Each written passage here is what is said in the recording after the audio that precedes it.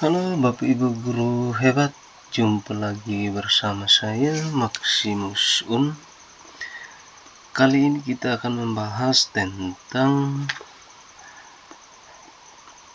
bagaimana melatih siswa berpikir kritis dalam memecahkan masalah dengan berpikir komputasional elemen dekomposisi. Nah, bagaimana caranya sehingga siswa itu dapat memecahkan masalah besar dengan memanfaatkan elemen dekomposisi ini. Mari kita lihat sama-sama. Nah, sebelum kita lanjut ke proses pemecahan masalah, mari kita perhatikan sama-sama apa itu dekomposisi. Nah, dekomposisi itu adalah proses penting dalam pemecahan masalah besar.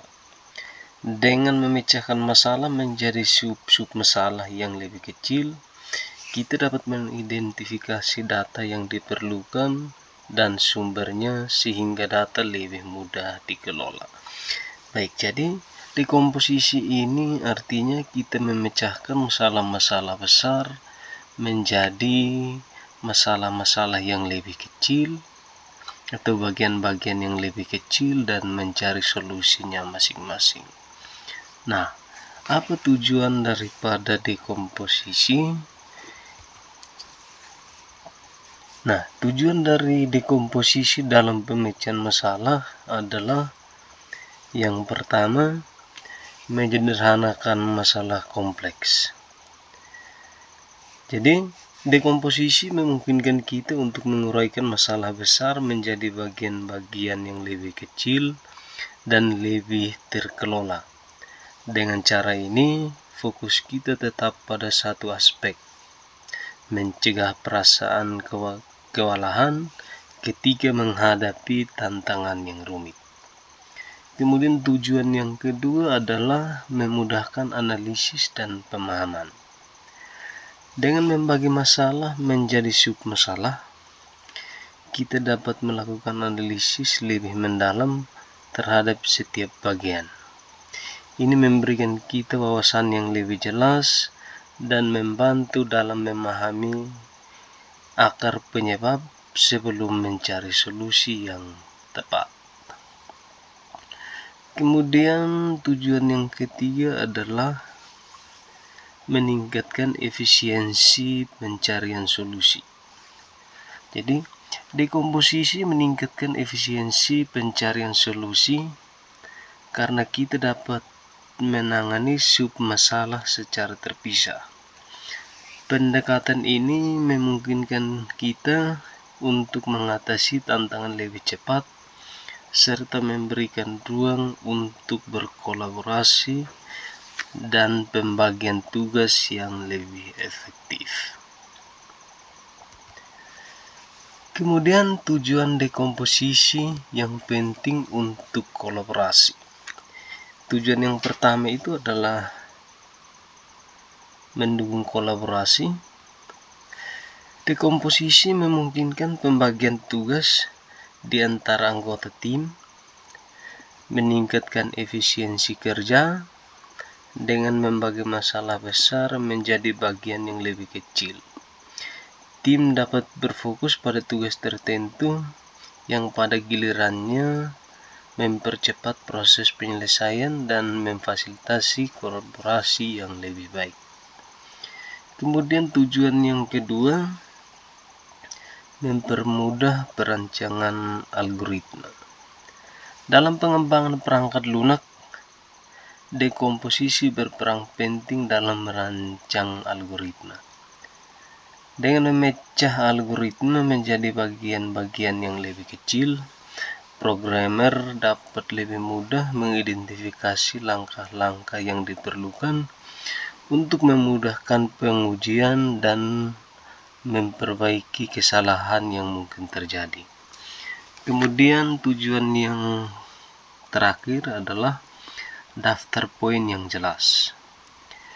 Menggunakan daftar poin yang singkat dan jelas untuk setiap tujuan dekomposisi membuat informasi lebih mudah dipahami.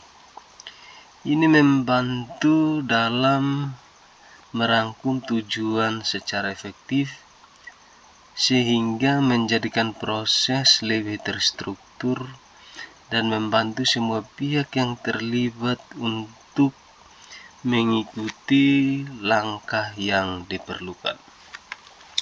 Nah, Bapak Ibu, itu adalah tujuan daripada dekomposisi. Nah, bagaimana menggunakan dekomposisi untuk memecahkan suatu masalah?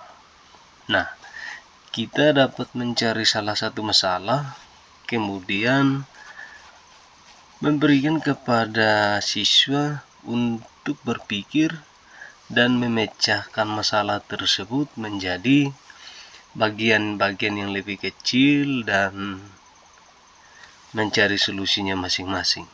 Nah, di sini saya akan memberikan salah satu contoh memecahkan masalah dengan dekomposisi.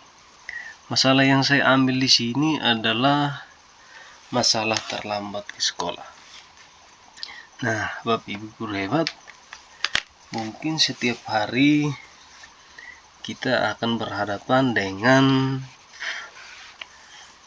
siswa yang sering terlambat ke sekolah. Nah, bagaimana mereka dapat menyelesaikan masalah terlambat ke sekolah ini dengan berpikir komputasional elemen dekomposisi. Baik, jadi dengan dekomposisi siswa akan berdiskusi memecahkan masalah terlambat ke sekolah menjadi bagian-bagian yang lebih kecil dan mencari solusinya. Nah, langkah-langkahnya yaitu Bapak Ibu membagi peserta didik menjadi beberapa kelompok, kemudian dari kelompok itu mereka akan berdiskusi untuk memecahkan masalah terlambat ke sekolah. Nah, dari situ Bapak Ibu perlu menyiapkan yang namanya LKPD.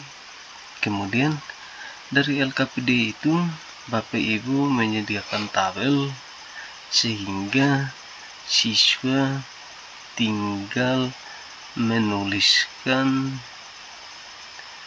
masalah yang ditemukan dalam tabel itu. Nah, tabelnya seperti ini. Nah, ini kebetulan saya sudah menuliskan sub masalah dan solusinya, tetapi ini adalah sebagai contoh bahwa dari tabel ini siswa dapat berdiskusi menemukan masalah-masalah kecil, kemudian mereka berdiskusi untuk menemukan solusi alternatif dari masalah-masalah kecil tadi. Nah, misalkan siswa menemukan bahwa penyebab kecil yang pertama itu adalah bangun tidur terlalu siang, kemudian kurang tidur malam sebelumnya. Nah, jadi solusinya itu adalah tidur lebih awal, istirahat yang cukup, pasang alarm lebih dari 1, atau bisa meminta bantuan orang tua untuk membangunkan. Nah, dari sini peserta didik atau siswa dapat berdiskusi untuk menemukan masalah-masalah kecil. Nah, masalah-masalah kecil ini dapat mereka temukan dari pengalaman mereka setiap hari, yaitu karena biasa terlambat ke sekolah, mungkin menurut mereka kendalanya adalah yang mereka temukan sendiri. Nah, dari situ mereka akan menuliskan di kolom sub masalah dan mencari solusinya masing-masing. Nah, kemudian Bapak Ibu, mereka akan mempresentasikannya di depan mewakili kelompoknya masing-masing di depan kelas. Nah, dengan demikian kita dapat melatih mereka untuk berpikir tidak hanya menghafal materi, tetapi berpikir kritis untuk menyelesaikan masalah seperti masalah terlambat ke sekolah. Nah, Bapak Ibu, masalah dalam kehidupan sehari-hari dapat kita berikan kepada mereka untuk menyelesaikannya. Nah, contoh masalah-masalah yang sering dialami dalam kehidupan sehari-hari peserta didik itu contohnya seperti salah satunya adalah terlambat ke sekolah. Kemudian contoh yang lain lagi seperti menyelesaikan tugas. Kemudian contoh yang lain lagi menyelenggarakan suatu acara, misalkan pesta ulang tahun sekolah, dan juga masalah membuat sesuatu. Nah, dari contoh-contoh ini kita dapat melatih mereka untuk memecahkan dan mencari solusinya. Nah, Bapak Ibu, kesimpulannya bahwa dekomposisi adalah kunci untuk memahami akar masalah dan menemukan solusi efektif. Nah, Bapak Ibu, jadi mari kita terapkan dekomposisi di dalam kelas untuk melatih pemahaman peserta didik untuk berpikir kritis dalam menyelesaikan suatu masalah. Nah, tidak hanya menghafal materi, tetapi bagaimana kita melatih mereka untuk menemukan solusi daripada masalah yang ada. Nah, Bapak Ibu, cukup sampai di sini. Sekian dan terima kasih.